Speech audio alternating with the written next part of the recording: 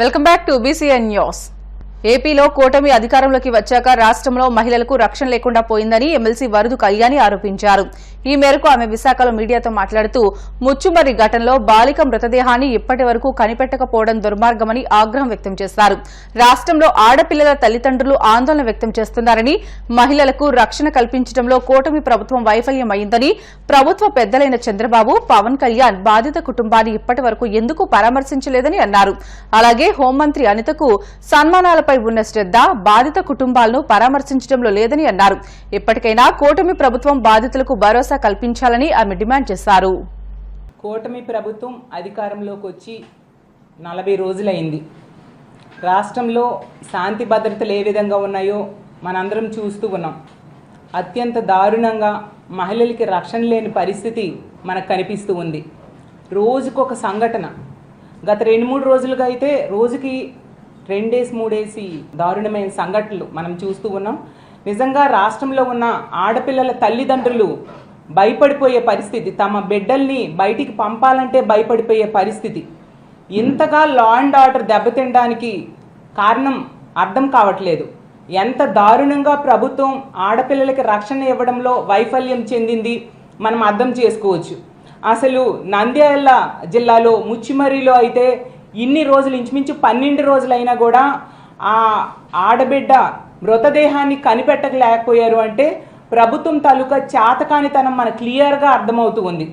కనీసం ఈ రోజు కూడా ముఖ్యమంత్రి గారు కానీ, డిప్యూటీ సీఎం గారు కానీ, హోమ్ మినిస్టర్ గారు కానీ, మంత్రులు కానీ ఎవరు ఆ కుటుంబానికి పరామర్శకు వెళ్ళలేదంటే ఎంత దారుణం వైఫల్యం, ఎంత దారుణమైన నిర్లక్ష్యం మనకు అర్థం అవుతూ ఉన్న పరిస్థితి మనం చూసాం.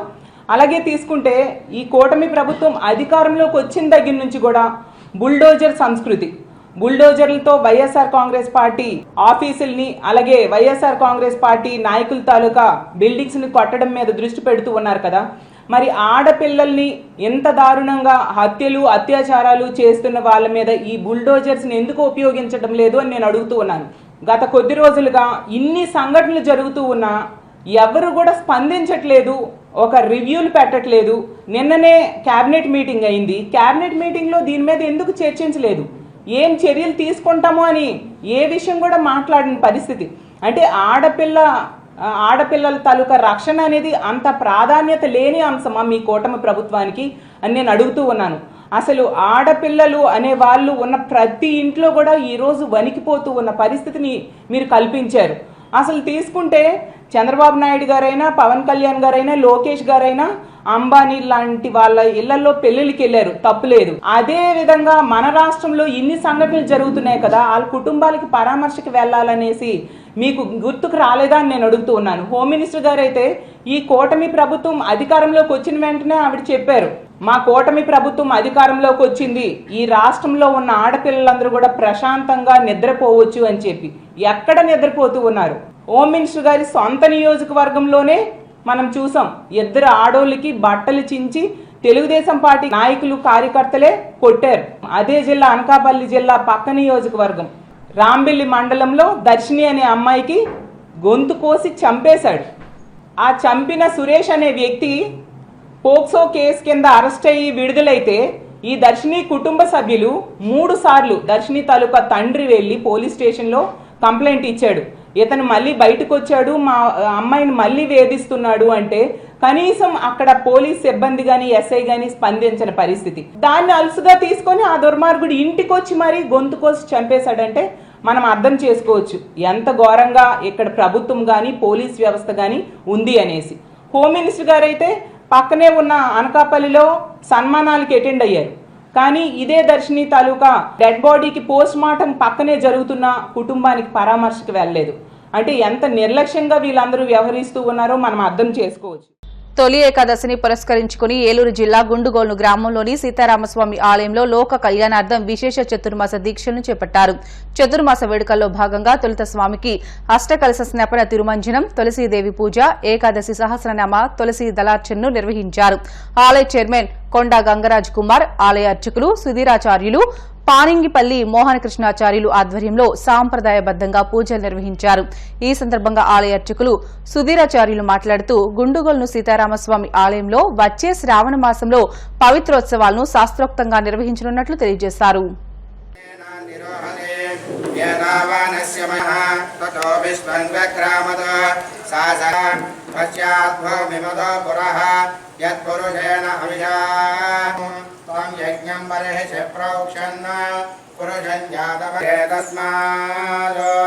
तस्माज्जाता अजावयः यत्पुरुषं विदधुः तदिदावे तस्य त्वष्टा विदधद्रूपमेति तत्पुरुषस्य विश्वमासः यो देवेभ्य आदपते यो देवानां पुरोहितः पूर्वो यस्वैवं ब्राह्मणो विद्यात् तस्य देवाः सन्वसे प्रेष्यते लक्ष्मीस्य पत्यो अहोरात्रे पार्श्वे अनुच्यन्तचरतिरोचनः वेक्यन्महिषस्सुवाः इहमादयन्तां सप्तदे अग्ने समितस्वं देवमक्षरं परमं प्रभु विश्वतः परमान् नित्यं विश्वन्नारायणं शिवमच्युतं नारायणं महाज्ञेयं नारायणपरं ब्रह्म तत्त्वन्नारायणः परः नारिकेलशैल काश्मीरफलनैवेद्यं समर्पयामि ओं శ్రీ సీతారామచంద్ర స్వామివారి దేవాలయం గుండుగొండ గ్రామంలో చేసినటువంటి శ్రీ సీతారామచంద్ర స్వామివారి దేవాలయంలో తొలి ఏకాదశి శని ఏకాదశి పురస్కరించుకొని ఈ రోజు నుంచి మొదలుపెట్టుకొని కార్తీక బహుళ ఏకాదశి వరకు కూడా లోక కళ్యాణార్థం స్వామివారి దేవాలయంలో చాతుర్మాస దీక్ష ప్రారంభం చేయటం జరిగింది. ఆ కార్యక్రమాన్ని మొదలుపెట్టుకొని ఈరోజు స్వామివారికి ఉదయం నుంచి కూడా విశేష అర్చనలు, పంచామృత అభిషేకాలు, తదనంతరం తులసి వృక్ష పూజ, అట్లాగే తులసీదళ సహస్రనామార్చన జరుగుతుంటుంది. ఆషాఢ, శ్రావణ, భాద్రపద, ఆశ్వీజ, కార్తీక మాసాల్లో వచ్చేటువంటి విశేషమైనటువంటి పర్వదినాలు, ఏకాదశులు, పౌర్ణములు, అలాగే శ్రావణ శుక్రవారాలు, దసరాలు 10 రోజులు, కార్తీక మాస పర్యంతం అంతా కూడా ఈ స్వామివారి చాతుర్మాస దీక్షల్లో భాగంగా విశేష పూజలు, అర్చనలు అవి కూడా జరిగి స్వామివారికి చేయటం జరుగుతుంది. కావున 50 మంది భక్తులందరూ కూడా ఈ కార్యక్రమాల్లో పాల్గొని స్వామిని సేవించుకోగలరు. వైఎస్సార్ కడప జిల్లా ప్రొద్దుటూరు మండలం కొత్తపల్లి పంచాయతీ పరిధిలోని మండి బజార్ రోడ్డులో జీఆర్ఎంఆర్ కార్యాలయాన్ని ఎంఆర్పీఎస్ వ్యవస్థాపక అధ్యక్షుడు మందకృష్ణ మాదిగ రిబ్బన్ కట్ చేసి ప్రారంభించారు. ఈ మేరకు ఆయన మాట్లాడుతూ జాతీయ స్థాయిలో సేవలు అందిస్తున్న రామ్మోహన్ సేవలను మందకృష్ణ మాదిగ కొనియాడారు. ఎక్కడా లేని విధంగా ఏపీ ప్రభుత్వం దివ్యాంగులకు 6,000 రూపాయల పెన్షన్ ఇస్తుందని అన్నారు. దివ్యాంగులంతా ఆదర్శవంతమైన సమాజం కోసం కృషి చేయాలని పిలుపునిచ్చారు. అనంతరం జాతీయ దివ్యాంగుల హక్కుల పోరాట సమితి కోర్ కమిటీ మెంబర్గా రామ్మోహన్ రెడ్డికి స్థానం కల్పిస్తున్నట్లు ప్రకటించారు.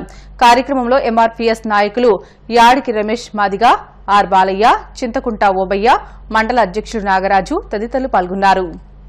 ఏకాదశి పర్వదినం సందర్భంగా పొద్దుటూరు పట్టణంలో నా సోదర సమానుడు కడప జిల్లాలో వికలాంగుల ఉద్యమానికి ప్రధాన నాయకత్వం వహించి ఈరోజు జాతీయ స్థాయిలో వికలాంగుల ఉద్యమంలో కీలకమైన పాత్ర పోషిస్తున్న తమ్ముడు రామ్మోహన్ రెడ్డి గారి ఆధ్వర్యంలో గొప్ప కాంప్లెక్స్ నిర్మించి జిఆర్ఎంఆర్ కాంప్లెక్స్ నిర్మించి ఈరోజు పర్వదినం సందర్భంగా ప్రారంభించిన సందర్భంగా తమ్ముడికి రామ్మోహన్ రెడ్డి గారి కుటుంబ సభ్యులందరికీ శుభాకాంక్షలు తెలియజేస్తున్నా.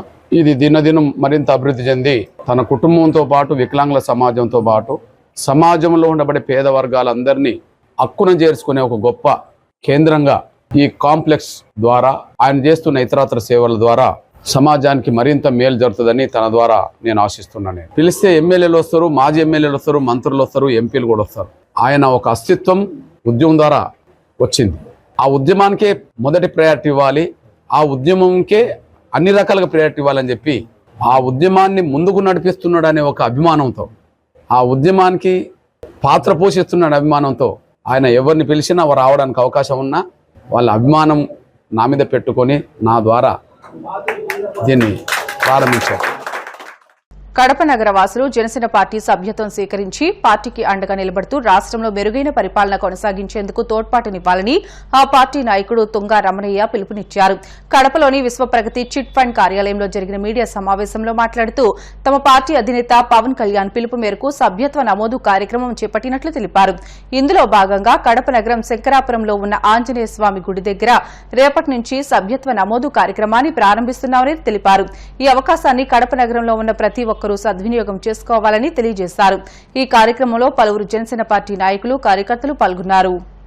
ఈ నెల జూలై 18వ తేదీ నుంచి 28వ తేదీ వరకు సభ్యత్వ నమోదు కార్యక్రమానికి మా డిప్యూటీ సీఎం పవన్ కళ్యాణ్ గారు ఆదేశించినారు.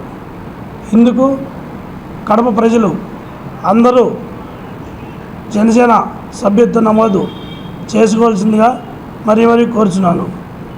సభ్యత్వ నమోదు చేసిన ప్రతి ఒక్కరికి 5 లక్షలు బీమా కవరేజ్ ఉంటుంది. ఏమన్నా జరిగితే 50,000 బీమా కవరేజ్ ఉంటుంది. కాబట్టి కడప ప్రజలందరూ అత్యధికంగా పాల్గొని ఈ కార్యక్రమాన్ని విజయవంతం చేసినగా కోరుచున్నాము. వేదిక 18వ తేదీ వేదిక వచ్చేసి శంకరాపురం ఆంజనేయ స్వామి గుడి దగ్గర ఉదయం 10 గంటలకు ప్రారంభమవుతుంది. అందరూ అక్కడికి వచ్చి సభ్యత్వ నమోదు చేసుకోవాల్సిందిగా కోరుచున్నాము. అలాగే ప్రతిరోజు 10 రోజులు కడపలో ఏదో ఒక ప్లేస్లో ప్రతి సెంటర్లో సభ్యత్వ నమోదు కార్యక్రమం పెట్టాలని మేము అందరం అనుకుంటున్నాము. కాబట్టి అందరూ మీరు కూడా సహకరించి మీ భవిష్యత్తు కోసం పవన్ కళ్యాణ్ గారు ఇది తలపెట్టినాడు. మీ భవిష్యత్తు మన భవిష్యత్తు అందరి భవిష్యత్తు కోసము ఈ సభ్యత్వ నమోదు కార్యక్రమం తలపెట్టినాడు. కాబట్టి గత 3 సీజన్లో 6 లక్షలు సభ్యత్వ నమోదులని ఈ సూరి 9 లక్షలు పైచిలకు నమోదు కావాలని మేము కోరుకుంటున్నాము. అలాగే ఇప్పటి వరకు 344 మందికి సహాయం చేయడం జరిగినది. అలాగే అందరూ పాల్గొని విజయవంతం చేయాలని కోరుతున్నాం. వార్తలు ముగించే ముందు ముఖ్యాంశాలు మరొకసారి. పశ్చిమ గోదావరి జిల్లా వ్యాప్తంగా ఆలయాల్లో తొలి ఏకాదశి పూజలు, స్వామి అమ్మవార్లను దర్శించుకుని తరించిపోయిన భక్తజనం.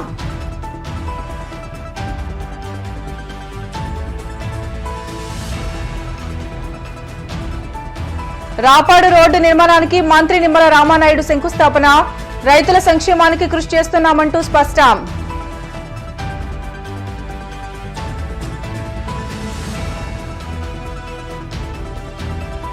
రాష్ట్రంలో మహిళలకు రక్షణ లేకుండా పోయిందన్న ఎమ్మెల్సీ వరదు కళ్యాణి, ముచ్చుమరి ఘటనపై ప్రభుత్వ పెద్దలు స్పందించలేదని ఆగ్రహం. ఇవి ఇప్పటి వరకు బులెటిన్లోని అప్డేట్స్. మరిన్ని వార్తల కోసం BCN digital YouTube channel, Facebook పేజీని ఫాలో అవ్వండి. అప్డేట్ వార్తల కోసం ప్లీజ్ డూ సబ్స్క్రైబ్.